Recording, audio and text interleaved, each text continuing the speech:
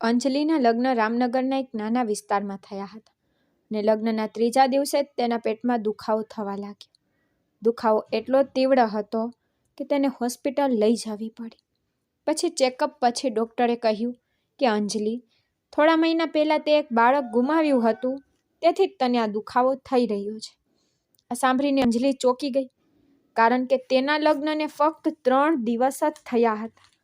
આ બધું સાંભળીને તેનો પતિ સમીર ગુસ્સે થઈ ગયો અને અંજલિને ખરાબ પાત્ર સમજીને તેને ઘરમાંથી કાઢી મૂકી. તેથી લાચાર અંજલિ તેના માના ઘરે પાછી ફરી. માના ઘરે પહોંચ્યા પછી જ્યારે તેના પિતા મોહનજીને આ વાતની ખબર પડી, ત્યારે મોહનજી તેને ફરીથી હોસ્પિટલ લઈ ગયા. ત્યાં તેનું ફરીથી ચેકઅપ કરવામાં આવ્યું, પરંતુ ડૉક્ટરે જે કહ્યું તે સાંભળીને અંજલિ ચોંકી ગઈ. મિત્રો, અંજલિની આ વાર્તા ખૂબ જ રસપ્રદ છે. તો વાર્તાને સંપૂર્ણ સાંભળો અને લાઈક પણ આપો. તો ચાલો શરૂઆતથી શરૂ કરીએ. અંજલિના માતા પિતા મોહન અને કમલાએ તેના લગ્ન ખૂબ જ પ્રેમ અને વિશ્વાસ સાથે ગોઠવ્યા હતા અને અંજલિને તેના માતા પિતાના નિર્ણય પર સંપૂર્ણ વિશ્વાસ હતો. તેને ક્યારેય કોઈ ફરિયાદ નહોતી, કારણ કે તે તેમના દરેક નિર્ણયને પોતાના ભલા માટે સ્વીકારતી હતી. અંજલિ ખૂબ જ ડરપોક હતી, કારણ કે તેમાં આત્મવિશ્વાસનો અભાવ હતો. આનું સૌથી મોટું કારણ એ હતું કે તે ભાગ્યે જ ઘરની બહાર જતી, કારણ કે તે બહારની દુનિયા અને લોકોથી ડરતી. અને ક્યાંક આનું કારણ તેની માં કમલા હતી, કારણ કે કમલા હંમેશા તેને કહેતી કે દીકરી, બહારની દુનિયા ખૂબ જ કઠોર છે, તેથી ભૂલથી પણ આ ક્રૂર દુનિયામાં પગ ન મૂક. પછી અંજલિએ તેની માની વાત દિલ પર લઈ લીધી, તેથી તે ભાગ્યે જ કોઈ અજાણી વ્યક્તિ સાથે વાત કરી શકતી. અને જો તે વાત કરે તો પણ તે ખૂબ જ ખચકાટ સાથે વાત કરતી. આ ઉપરાંત તેની માં કમલા ઘણીવાર ચિંતામાં કહેતી કે મને ખબર નથી કે તું તારા સાસરિયાના ઘરમાં કેવી રીતે રહીશ, પરંતુ અંજલિને વિશ્વાસ હતો કે તેના માતા પિતા જે કરશે તે તેના માટે યોગ્ય રહેશે. આખરે લગ્નનો દિવસ આવ્યો. તે દિવસે અંજલિના પિતા મોહન ખૂબ ખુશ હતા. જોકે તેમની તબિયત સારી નહોતી, છતાં લગ્નની બધી તૈયારીઓ તેઓ જાતે જ કરી. મહેમાનોથી લઈને ભોજન સુધીની દરેક નાની મોટી બાબતોનું ધ્યાન રાખ્યું. પછી તેમની ખુશીનો કોઈ પાર નહોતો, કારણ કે અંજલિ તેમની એકમાત્ર પુત્રી હતી. જોકે તેના 2 નાના ભાઈઓ અમિત અને સુરેશ તેના કરતાં નાના હતા અને મોહનજીની આર્થિક સ્થિતિ પણ એટલી સારી નહોતી. તેથી તેઓએ અંજલિના લગ્ન માટે વર્ષો સુધી પૈસા બચાવ્યા, છતાં તે લગ્ન માટે પૂરતા નહોતા. તેથી તેઓએ લોન લીધી અને તેના પર બોજ પડી ગયું. જોકે અંજલિને દુઃખ હતું કે તેના લગ્નને કારણે તેના પિતા દેણામાં ડૂબી ગયા. તેથી તેને લાગ્યું કે હવે તેને તેના સાસરિયાના ઘરમાં કંઈક કરવું પડશે, જે તેના માતા પિતાનો આ બોજ હળવો કરે. ગમે તે હોય, લગ્ન ખૂબ જ ધામધૂમથી થયા. અંજલિનું તેના સાસરિયાના ઘરમાં ખૂબ પ્રેમથી સ્વાગત કરવામાં આવ્યું. સાસુ સસરા અને સંબંધીઓ બધા ખુશ હતા, કારણ કે અંજલિની સુંદરતા જોઈને બધા આશ્ચર્યચકિત થઈ ગયા હતા. તેની તીક્ષ્ણ આંખો, સફેદ રંગ, કમર સુધી લાંબા વાળ અને અણીદાર નાક, કોઈ પણ તેને જોતા જ રહેશે.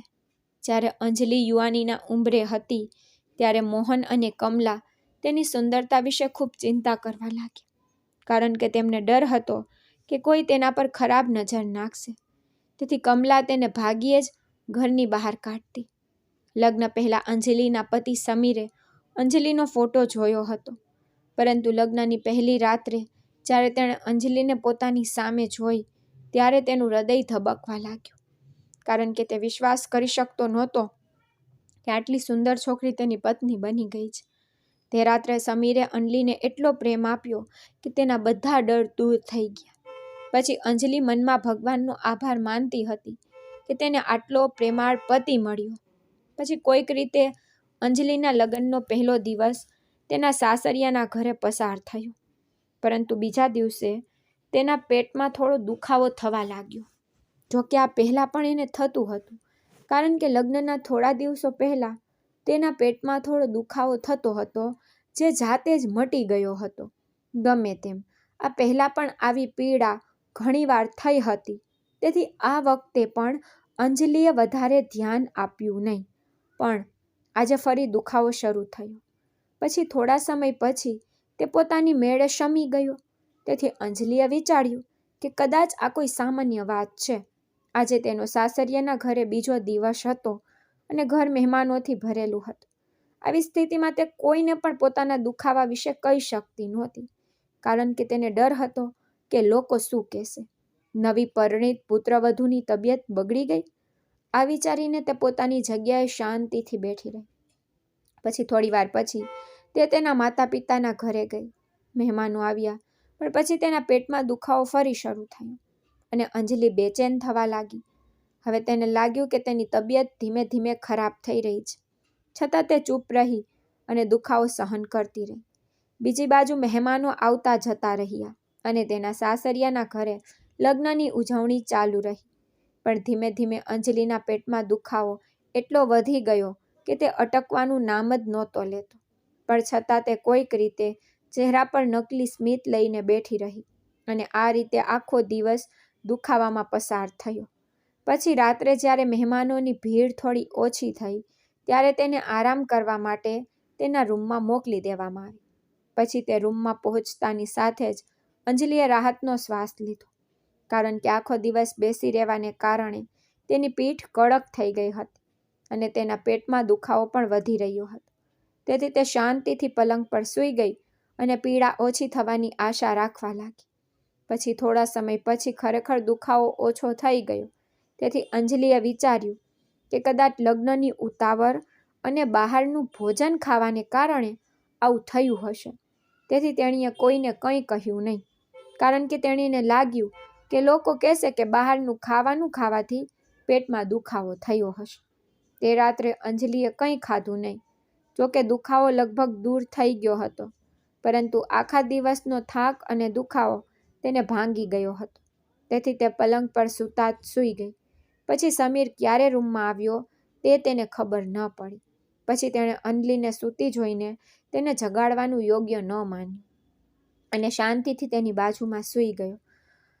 અને બીજા દિવસે લગ્નનો ત્રીજો દિવસ હતો ત્યારે પણ મહેમાનોનો ઘસારો હતો, પરંતુ ભગવાનની કૃપાથી તે દિવસે અંજલિને પેટમાં દુખાવો બિલકુલ નહોતો.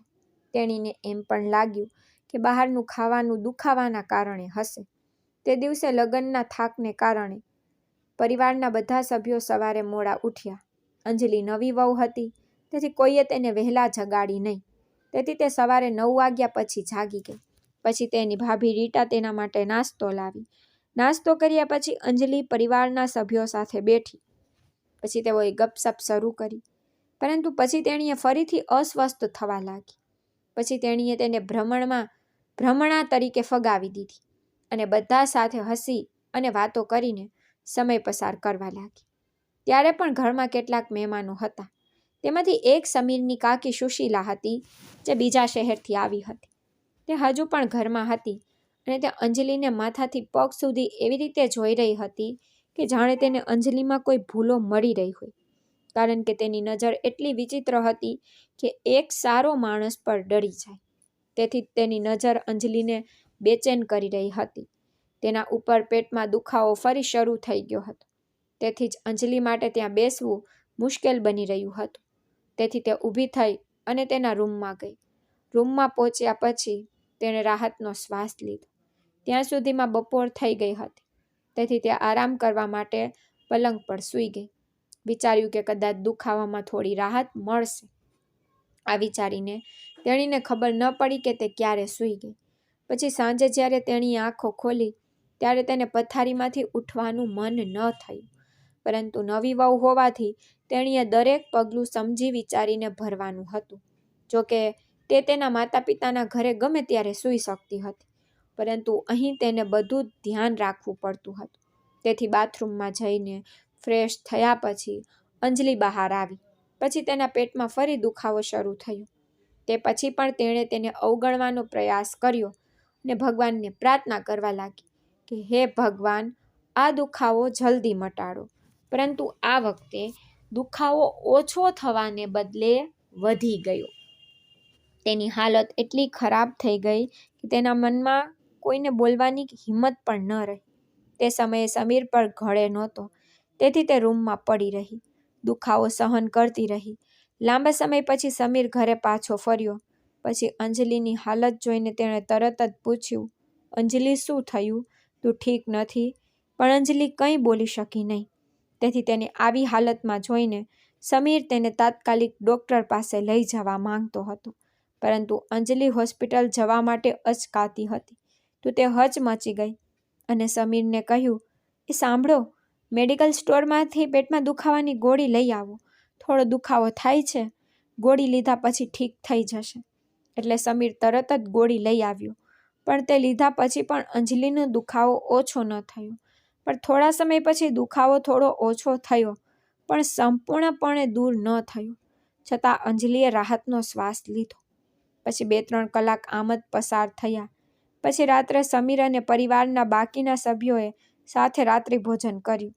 પછી અંજલિએ થોડું જ ખાધું, કારણ કે તેનું પેટ હજી થોડું દુખતું હતું. પછી સમીર ચિંતાતુર સ્વરમાં કહે છે, અંજલિ, જો તું હજી પણ ઠીક નથી તો તારા રૂમમાં જઈને આરામ કર. સમીરની વાત સાંભળીને અંજલિ તરત જ ઊભી થઈ અને પોતાના રૂમમાં ગઈ. તે પણ હવે સૂવા માંગતી હતી. તેથી તે જઈને પલંગ પર સૂઈ ગઈ. થોડી વાર થઈ ત્યારે અચાનક તેને પેટમાં એટલો તીવ્ર દુખાવો થયો કે અંજલિ ચીસો પાડી ઉઠી. તેનો અવાજ સાંભળીને ઘરના બધા લોકો તેના રૂમમાં દોડી આવ્યા. અંજલિની હાલત જોઈને સમીર ગભરાઈ ગયો. પછી તેણે ગુસ્સામાં કહ્યું, મેં તને ડૉક્ટર પાસે જવાનું કહ્યું હતું ને, પણ તે મારી વાત સાંભળી નહીં. લગ્નનો 3જો દિવસ હતો અને તેથી અંજલિને સમીર સાથે હોસ્પિટલમાં જવામાં અઘરું લાગતું હતું. પણ સમીરે તેની વાત ન સાંભળી અને તેને તૈયાર થવા કહ્યું. પછી તે પોતે તૈયાર થવા લાગ્યો. પછી અંજલિ કોઈક રીતે તૈયાર થઈને રૂમમાંથી બહાર આવી. પછી તેની સાસુ શારદા પણ તેની હાલત જોઈને ચિંતિત થઈ ગઈ. તેથી તેણે અંજલિને આશીર્વાદ આપ્યા અને બંનેને હોસ્પિટલ મોકલી દીધા. રાતના 9 વાગ્યા હતા. તેથી સમીર અને અંજલિ હોસ્પિટલ ગયા અને પોતાના વારાની રાહ જોવા લાગ્યા. આ હોસ્પિટલમાં બધા પ્રકારના દર્દીઓ હતા. કેટલાક તેમના સ્વસ્થ થવાની ઉજવણી કરી રહ્યા હતા. કેટલાક ભગવાનને તેમના સગાઓ માટે પ્રાર્થના કરી રહ્યા હતા. ત્યાં સુધીમાં અંજલિના પેટમાં દુખાવો એટલો વધી ગયો કે તેના માટે બેસવું પણ મુશ્કેલ હતું, કારણ કે તે દુખાવાને કારણે રડી રહી હતી. તેથી તેની બેચેની જોઈને સમીર વધુ ચિંતિત થઈ ગયો. પછી જ્યારે અંજલિની હાલત વધુ ખરાબ થઈ ત્યારે સમીર પોતાનો વારો આવવાની રાહ જોયા વિના ડૉક્ટર પાસે દોડી ગયો અને તેને વિનંતી કરી. પછી અંજલિને તાત્કાલિક ઇમરજન્સીમાં લઈ જવામાં આવી અને તેની તપાસ શરૂ થઈ. તે એક મહિલા ડૉક્ટર હતી. તેથી ડૉક્ટરે અંજલિને પૂછ્યું કે દુખાવો ક્યાં છે. તેથી અંજલિએ ધ્રુજતા હાથે તેના પેટ તરફ ઇશારો કર્યો. પહેલાં દુખાવા વિશે પણ જણાવ્યું. પછી ડૉક્ટરને દુખાવાનું કારણ સમજાયું નહીં. છતાં તેણે કેટલીક દવાઓ અને એક ઇન્જેક્શન લખી આપ્યું અને બંનેને ઘરે મોકલી દીધા. ઘરે પહોંચતાની સાથે જ અંજલિને ઇન્જેક્શનની અસરથી થોડી રાહત થઈ અને તે તરત જ સૂઈ ગઈ. સવાર સુધીમાં તેના પેટનો દુખાવો સંપૂર્ણપણે ઠીક થઈ ગયો, પરંતુ સાંજ સુધીમાં તેની તબિયત ફરી બગડવા લાગી. તેથી તેને ફરી એકવાર હોસ્પિટલ લઈ જવી પડી. આ વખતે ડૉક્ટર સોનોગ્રાફી કરાવવાની સલાહ આપી. તેમણે કહ્યું કે સોનોગ્રાફી રિપોર્ટ જોયા વિના આપણે પેટના દુખાવાનું સાચું કારણ સમજી શકતા નથી. તેથી જ આ ટેસ્ટ હવે કરાવવો પડશે. પછી થોડા સમય પછી અંજલિની સોનોગ્રાફી કરવામાં આવી. હવે રિપોર્ટ આવવામાં હજુ સમય હતો. ત્યાં સુધીમાં અંજલિની હાલત વધુ ખરાબ થઈ ગઈ હતી. તેથી તેને ફરીથી ઇમરજન્સીમાં લઈ જવામાં આવી અને ડૉક્ટરે દુખાવો ઓછો કરવા માટે બીજું ઇન્જેક્શન આપ્યું. પછી થોડા કલાકો પછી સોનોગ્રાફી રિપોર્ટ આવ્યો. પછી અંજલિ હોસ્પિટલના પલંગ પર પડી હતી અને સમીર તેની બાજુમાં બેઠો હતો અને ડૉક્ટર પણ ત્યાં હતી. પછી નર્સ સોનોગ્રાફી રિપોર્ટ લાવીને ડૉક્ટરને આપી. પછી જ્યારે ડૉક્ટરે રિપોર્ટ ધ્યાનથી જોયો ત્યારે તે ચિંતિત થઈ ગઈ. પછી તે લાંબા સમય સુધી ચૂપ રહી, એક પણ શબ્દ બોલ્યો નહીં. અંતે સમીરે ચિંતાથી પૂછ્યું, ડૉક્ટર સાહેબા, રિપોર્ટમાં શું આવ્યું છે? તો ડૉક્ટરે આપેલો જવાબ સાંભળીને અંજલિનો શ્વાસ બંધ થઈ ગયો, કારણ કે તેણે ફક્ત એટલું જ કહ્યું કે શું તમે ગર્ભવતી હતા? આ સાંભળીને અંજલિને પોતાના કાન પર વિશ્વાસ ન આવ્યો કે ડૉક્ટર શું કહી રહ્યા છે. એક ક્ષણ માટે તો તે કંઈ સમજી શકી નહીં. પછી જ્યારે તે ધીમે ધીમે સમજી ગઈ કે ડૉક્ટર શું કહી રહી છે, ત્યારે તેના પગ નીચેથી જમીન સરકી ગઈ. તેને લાગ્યું કે જાણે તેના શરીરમાંથી જીવ નીકળી ગયો હોય. પછી સમીર પણ ખુલ્લી આંખો સાથે ડૉક્ટર તરફ જોઈ રહ્યો હતો. પછી અચાનક તેણે અંજલિ તરફ જોયું, જાણે તે ઈચ્છતો હોય કે પૃથ્વી ફાટી જાય અને અંજલિ તેમાં સમાઈ જાય. કારણ કે પછી તેની આંખોમાં અવિશ્વાસ સ્પષ્ટપણે પ્રતિબંધિત થતો હતો. કારણ કે તે અંજલિને એવી રીતે જોઈ રહ્યો હતો જાણે તે કોઈ ગુનેગાર હોય. આ બધું જોઈને અંજલિનું મન શૂન્ય થઈ ગયું. તે વિચારી રહી હતી કે હવે મારે ડૉક્ટરને શું જવાબ આપવો જોઈએ, સમીરને શું કહેવું, કારણ કે તેની દુનિયા એક ક્ષણમાં ઊંધી પડી ગઈ હતી. પછી સમીરે ડૉક્ટરને કહ્યું, ડૉક્ટર સાહેબા, કૃપા કરીને ફરી એકવાર રિપોર્ટ જુઓ અને પછી મને કહો. આ પર ડૉક્ટરે કહ્યું, સમીર જુઓ, થોડા મહિના પહેલાં તમારી પત્ની ગર્ભવતી હતી. તે સમયે તેને પેટમાં સમસ્યા હતી અને તેના કારણે તેનું પેટ ખૂબ દુખે છે. આ સાંભળીને અંજલિ ચોંકી ગઈ, કારણ કે તેના લગ્નને ફક્ત 3 દિવસ જ થયા હતા. તો આ કેવી રીતે શક્ય બન્યું? પછી સમીરે તરત જ ડૉક્ટરને કહ્યું, ડૉક્ટર સાહેબા, અમારા લગ્નને ફક્ત 3 દિવસ જ થયા છે, તો આ કેવી રીતે થઈ શકે? પછી ડૉક્ટર પણ આ સાંભળીને ચોંકી ગઈ. પછી તેણે અંજલિ તરફ અણગમી સાથે જોયું. તેણીએ એવું જોયું કે જાણે તેણે કોઈ મોટું પાપ કર્યું હોય. પછી તેણે સમીરને કહ્યું, તો પછી આ વાત તમારી પત્નીને પૂછો. મને ખબર નથી કે તે ક્યાંથી મોં કાળું કરીને આવી છે. પછી ડૉક્ટરના મોઢેથી આ શબ્દો સાંભળ્યા પછી અંજલિને લાગ્યું કે જાણે તેની આખી દુનિયા પૂરી થઈ ગઈ, કારણ કે સમીર ગુસ્સાવાળી આંખોથી તેની સામે જોઈ રહ્યો હતો. જોકે અંજલિ નિર્દોષ હતી, છતાં તે માથું નીચું કરીને બેઠી હતી. પછી હોસ્પિટલના રૂમમાં બધા દર્દીઓ અને નર્સો અંજલિને જોઈને એકબીજામાં ફટફડાટ ફેલાવી રહ્યા હતા. તે જ સમયે ડૉક્ટર નફરતભરી આંખો અંજલિને વધુ દુઃખી કરી રહી હતી. હવે સમીર શરમ અને ગુસ્સાથી માથું નીચું કરીને જમીન તરફ જોઈ રહ્યો હતો. પણ પછી અંજલિના મોંમાંથી એક પણ શબ્દ નીકળ્યો નહીં, કારણ કે ડૉક્ટરે તેની ગરિમા પર કાદવ ફેંક્યો હતો. પણ તે ફક્ત એક જગ્યાએ સતબદ્ધ થઈને બેઠી રહી. પછી નિર્દોષ હોવા છતાં તે સમીરની આંખોમાં જોઈ શકી નહીં, કારણ કે તે પોતાની નિર્દોષતા કેવી રીતે સાબિત કરવી તે સમજી શકતી નહોતી. પછી તે તેની માં કમલાને યાદ કરી રહી હતી, જે હંમેશા તેની ઓછી બોલવાની આદતથી ચિંતિત રહેતી હતી.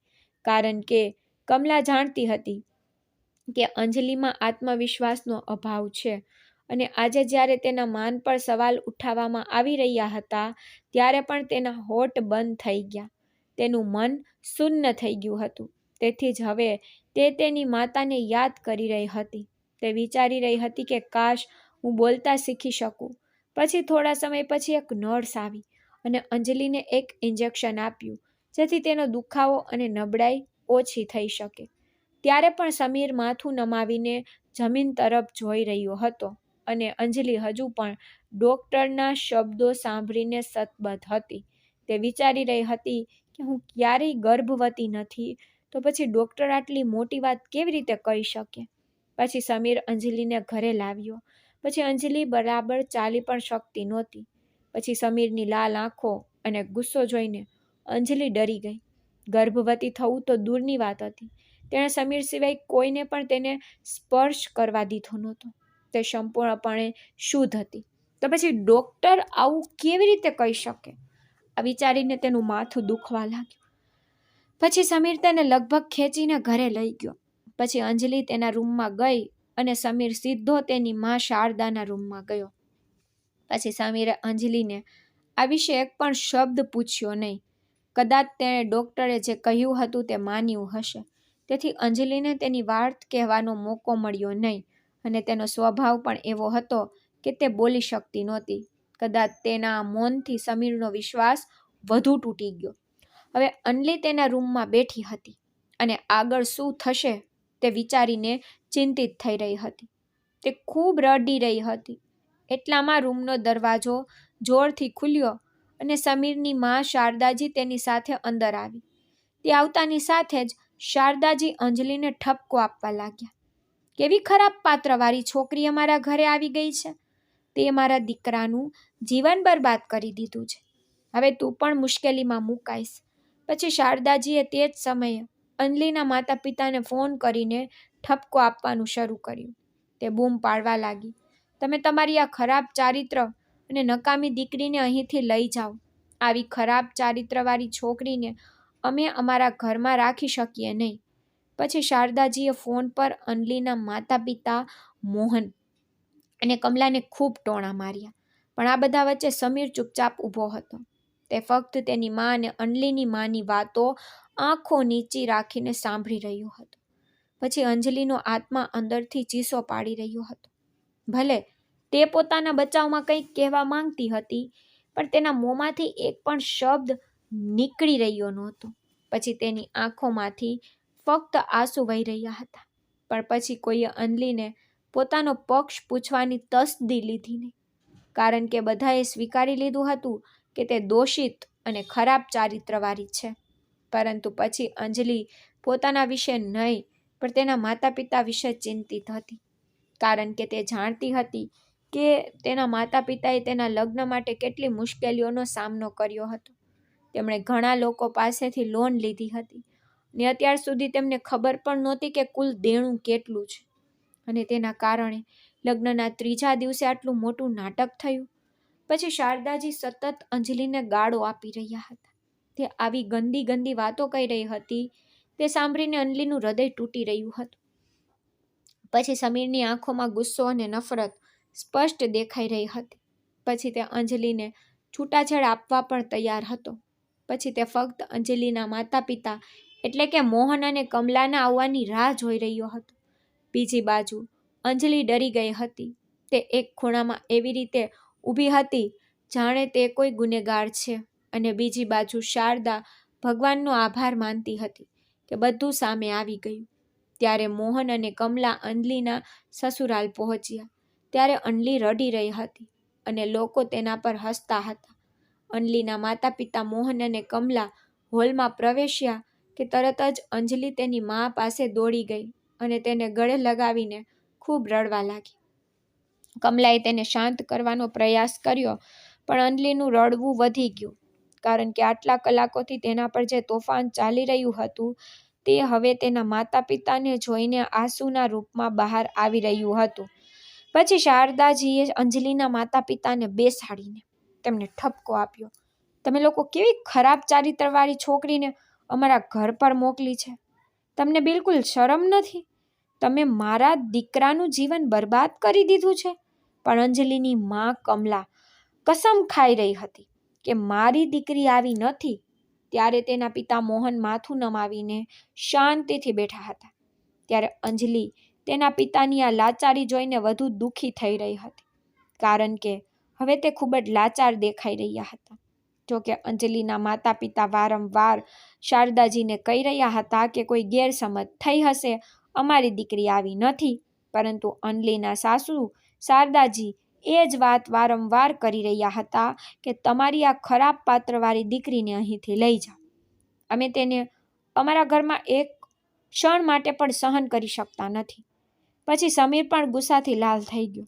તેથી તેણે અંજલિનો હાથ પકડીને તેના સસરા મોહનને આપ્યો અને કહ્યું, તમારી દીકરીને અહીંથી લઈ જાઓ. હવે અમે તેને અમારા ઘરમાં રાખી શકતા નથી અને થોડા દિવસોમાં છૂટાછેડાના કાગળો તમારા ઘરે પહોંચી જશે. છૂટાછેડાનું નામ સાંભળીને મોહનનું તો હૃદય બેસી ગયું. તેણે સમીરના પગ પકડીને વિનંતી કરવાનું શરૂ કર્યું. તેણે માથું નમાવ્યું અને થોડા દિવસોનો સમય માંગ્યો. પછી સમીરને તેના સસરા મોહનની આ સ્થિતિ પર થોડી દયા આવી. તેથી તેમણે કહ્યું, ઠીક છે, હું તમને અને તમારી પુત્રીને 7 દિવસનો સમય આપું છું. જો તમે આ 7 દિવસમાં નક્કર પુરાવા સાથે સાબિત ન કરી શકો કે અંજલિ નિર્દોષ છે, તો હું તેને છૂટાછેડા આપી દઈશ અને તેને તમારા ઘરે મોકલીશ. આ 7 દિવસ અંજલિ અને તેના માતા પિતા માટે વરદાનથી ઓછા નહોતા, કારણ કે આ 7 દિવસોમાં અંજલિ તેના પરના આરોપોને ખોટા સાબિત કરી શકતી હતી. તેથી જ મોહન અને કમલા તેમની પુત્રી અંજલિ સાથે તેમના ઘરે ગયા. હવે અંજલિના માના ઘરનું વાતાવરણ પણ ઉદાસ હતું. કારણ કે તેના લગ્નને માત્ર 3 દિવસ જ થયા હતા અને સમીરના મોંમાંથી છૂટાછેડા જેવા શબ્દો નીકળી રહ્યા હતા અને અંજલિનું સન્માન કલંકિત થઈ ગયું હતું. તેથી જ હવે તે સમજી શકતી નહોતી કે આગળ શું થશે. પરંતુ પછી અંજલિના પિતા મોહને તેમના પુત્ર દ્વારા ડૉક્ટરનો રિપોર્ટ વાંચ્યો અને પછી તેમને ખબર પડી કે રિપોર્ટમાં તો સ્પષ્ટપણે લખ્યું છે કે અંજલિ થોડા મહિના પહેલાં ગર્ભવતી હતી. તેમનો ચહેરો ગુસ્સાથી લાલ થઈ ગયો. તે અંજલિ પાસે ગયા, તેને થપ્પડ મારી, બૂમ પાડી કે તે અમારી પ્રતિષ્ઠા બગાડી છે. તે અમને સમાજમાં દેખાડવા માટે કોઈ ચહેરો નથી રાખ્યો. ત્યારે પણ અંજલિ ફક્ત રડતી હતી, કારણ કે જો તે તેના પતિ અને સાસુને તેની નિર્દોષતા સમજાવી શકતી ન હતી તો હવે તે તેના માતા પિતાને કેવી રીતે સમજાવશે, કારણ કે હજુ પણ તેના મોંમાંથી એક પણ શબ્દ નીકળતો નહોતો. પછી આ સમાચાર સંબંધીઓમાં આગની જેમ ફેલાઈ ગયા કે અંજલિ લગ્ન પહેલા ગર્ભવતી હતી અને આ સાંભળીને બધાએ પોતાના મોં ઢાંકવા લાગ્યા અને અવાજ કરવા લાગ્યા. બીજી બાજુ મોહન અને કમલા આખી રાત પોતાના રૂમમાં બેસીને અંજલિના ભવિષ્ય વિશે વિચારતા રહ્યા. અંજલિ પણ આખી રાત જાગતી રહી અને તેના જીવનની ચિંતા કરતી રહી. તે એક ક્ષણ માટે પણ સૂઈ શકી નહીં. સવારે જ્યારે અંજલિ રૂમમાંથી બહાર આવી ત્યારે તેના માતા પિતા તૈયાર બેઠા હતા. તેથી તેની માએ કહ્યું, અંજલિ, તું પણ તૈયાર થઈ જા. પછી અંજલિ રૂમમાં ગઈ અને કોઈ પણ પ્રશ્ન પૂછ્યા વિના તૈયાર થઈ ગઈ. પછી બહાર આવતા તેની માતાએ કહ્યું કે તેઓ તેને ફરીથી એ જ ડૉક્ટર પાસે લઈ જઈ રહ્યા છે, જેથી તેનું ફરીથી ચેકઅપ થઈ શકે. કારણ કે મોહન અને કમલા બિલકુલ માનતા નહોતા કે અંજલિ સાથે આવું કંઈ પણ થઈ શકે છે, કારણ કે તેમને તેમની પુત્રી પર પૂરો વિશ્વાસ હતો. કારણ કે અંજલિનું આખું જીવન તેમની સામે પસાર થયું હતું. તેથી તેઓ તેના સ્વભાવને સારી રીતે જાણતા હતા. એટલા માટે તેઓ ઈચ્છતા હોવા છતાં પણ તેના પર શંકા કરી શક્યા નહીં. અને પછી આખી રાત બંને વિચારતા રહ્યા કે અંજલિને ફરીથી ડૉક્ટર પાસે લઈ જવી જોઈએ, જેથી સત્ય બહાર આવે. પછી તેઓ ફરીથી હોસ્પિટલ પહોંચ્યા. પછી મોહને સમીરને ફોન કર્યો અને તેને પણ હોસ્પિટલમાં આવવાનું કહ્યું. ત્યારે સમીર આવવા તૈયાર નહોતો, પરંતુ મોહનના વારંવારના આગ્રહ પર તે આવ્યો. પછી તે જ્યારે અંજલિ અને સમીર હોસ્પિટલમાં મળ્યા ત્યારે સમીર એક ક્ષણ માટે પણ તેની તરફ જોયું નહીં. પછી અંજલિ પર અંદરથી આંસુ ગળી ગઈ. જ્યારે તેનો વારો આવ્યો ત્યારે અંજલિ તેના માતા પિતા સાથે ડૉક્ટરના કેબિનમાં ગઈ. પછી ડૉક્ટરે અંજલિને જોતાં જ ઓળખી લીધી. પરંતુ પછી અંજલિની મા કમલાએ ડૉક્ટરને ખાતરી આપી કે તેની પુત્રી લગ્ન પહેલાં ગર્ભવતી થઈ શકતી નથી અને અંજલિએ પણ શપથ લીધા કે તે સંપૂર્ણપણે શુદ્ધ છે. પછી આ બધું સાંભળીને ડૉક્ટર થોડી વિચારશીલ થઈ ગઈ. પછી તેણે ફરીથી અંજલિની સોનોગ્રાફી કરાવવાનું કહ્યું. તેથી જ અંજલિ તેની મા કમલા સાથે સોનોગ્રાફી રૂમમાં ગઈ. પછી તપાસ પછી ડૉક્ટરે થોડા સમય પછી રિપોર્ટ લાવવાનું કહ્યું. પછી તે ક્ષણ અંજલિ માટે ફાંસી જેવી હતી, કારણ કે જો આ વખતે પણ સોનોગ્રાફી રિપોર્ટમાં એ જ વાત આવી તો તેના ઘરને કોઈ બરબાદ થવાથી બચાવી શકશે નહીં. ત્યારે તેનું મન વારંવાર ભગવાનને પ્રાર્થના કરી રહ્યું હતું, હે ભગવાન, સોનોગ્રાફી રિપોર્ટ સાચો આવે અને સત્ય બહાર આવે, નહીંતર મારી દુનિયા બરબાદ થઈ જશે.